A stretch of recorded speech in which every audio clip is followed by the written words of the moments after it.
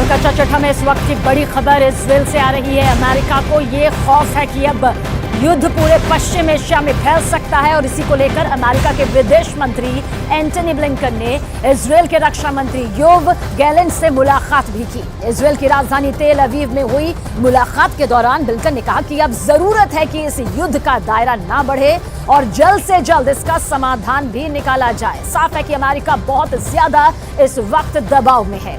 और इस बीच नेतन्याहू के ऑपरेशन खल्लास ने हमास से हिजबुल्लाह तक हड़कंप मचा दिया। नेतन्याहू की टारगेट लिस्ट में 10 कमांडर्स के नाम शामिल हैं, जिसमें कई मारे भी जा चुके हैं। और सबसे बड़ी बात यह है कि इस लिस्ट को लेकर ईरान ने मुंह तोड़ जवाब देने का फैसला भी कर लिया है।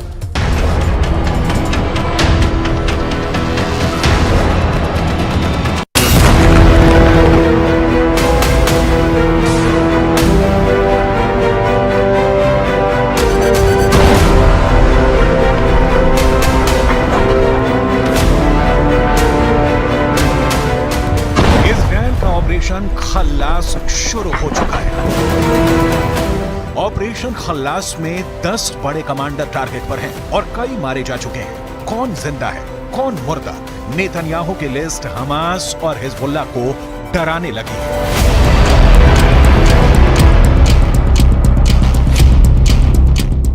सबसे बड़ा नाम नसरल्लाह, हिजबुल्लाह का कमांडर मुस्तफा बद्रुद्दीन, हिजबुल्लाह का विसम अल ताबिर, ईरान का जनरल कासिम सुलेमानी, जिसकी हत्या 2020 में ही अमेरिका के ड्रोन हमले में की जा चुकी है, हिजबुल्लाह का कमांडर इमाद मुगरिया।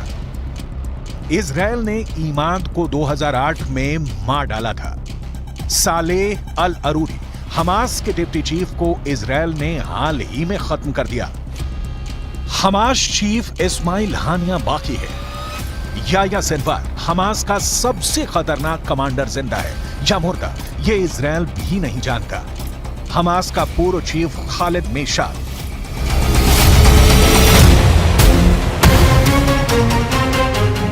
ऐसे 10 बड़े चेहरे हैं जिसे नेतन्याहू इजराइल के लिए सबसे बड़ी मुश्किल मानते हैं और उन्हें खत्म कर देना चाहते हैं। इन 10 शहरों में वो आधे का सफाया भी कर चुके हैं, लेकिन बचे हुए लीडर और कमांडर ने इजराइल की नाक में दम कर रखा है। इस युद्ध में भी हिजबुल्लाह चीफ हसन नसरल्लाह हो या फिर हमास के पॉलिटिकल लीडर इस्माइल हानिया, सब कुछ इन्हीं के इशारे पर हो रहा है। यही वजह है कि इजराइल की सेना गाजा से लेकर लेबनान तक ऑपरेशन को और तेज कर दिया है। तारीख 3 जनवरी 2023, जगह लेबनान की राजधानी बेरूत।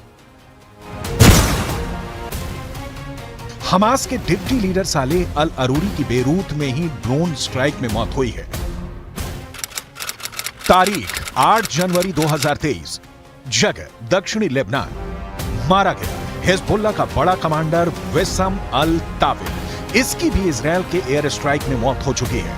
कुल मिलाकर नेतन्याहू का ऑपरेशन खल्लास तेज हो गया है।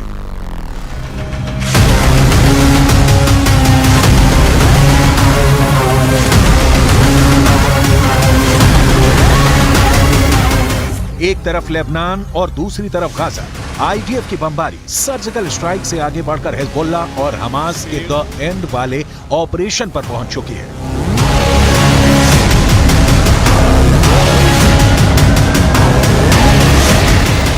गाजा से लेकर लेबनान तक इजराइल अपने दुश्मनों को चुन चुन कर मार रहा है।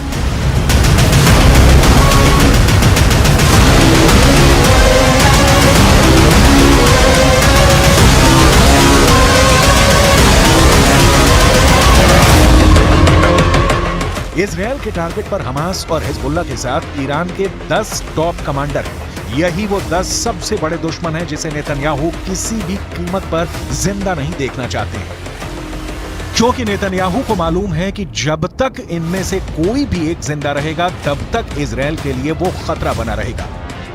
हमास और हिजबुल्लाह के टॉप कमांडर्स को इजराइल की मोसाद, खुफिया एजेंसी और उसकी सेना बहुत शिद्दत से तलाश रही है।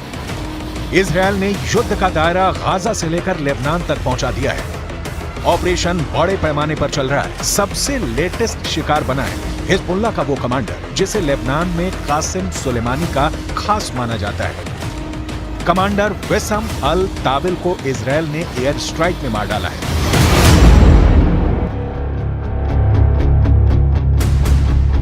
ताविल हिजबुल्ला की स्पेशल फोर्स रादवान का कमांडर था। उसके पास जिम्मेदारी बड़ी थी, यानी इजरायल को टक्कर देना, उस पर हमले बढ़ाना।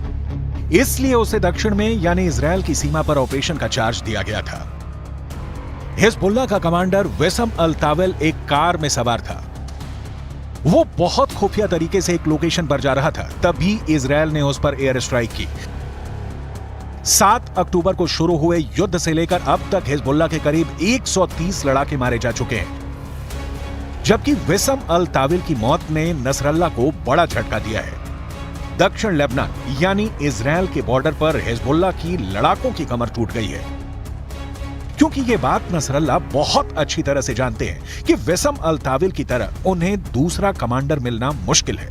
इस वक्त जब हमास के साथ ही इजरायल की सेना हिजबुल्ला से भी युद्ध कर रही है, तब उनके लिए वेसम अल ताविल जैसे कमांडर बहुत जरूरी बन गए हैं। वेसम अल ताविल को दक्षिण लेबनान के बॉर्डर पर लंबे वक्त से तैनात किया गया था। उसे यहां का चप्पा चप्पा मालूम था। वो जानता था कि इस मोर्चे पर इजरायल को कैसे हराया जा सकता है। ताविल की तस्वीर हसन नसरल्ला के साथ भी है। ताविल की फोटो कासिम सुलेमानी के साथ भी है। हिजबुल्ला चीफ हसन नसरल्ला अपने इस कमांडर पर कितना भरोसा करता है, उसे आप इस तस्वीर से समझ सकते हैं। नसरल्ला दक्षिणी लेबनान में युद्ध से जुड़ी जानकारी सीधे वेसम अल ताविल से लेता था। ताविल पर ना सिर्फ हिजबुल्ला चीफ का भरोसा था, बल्कि हर उस शख्स से था जिसका वास्ता कहीं ना कहीं हिजबुल्ला है। और इस वक्त इजरायल के टारगेट पर हिजबुल्ला का हर ठिकाना है।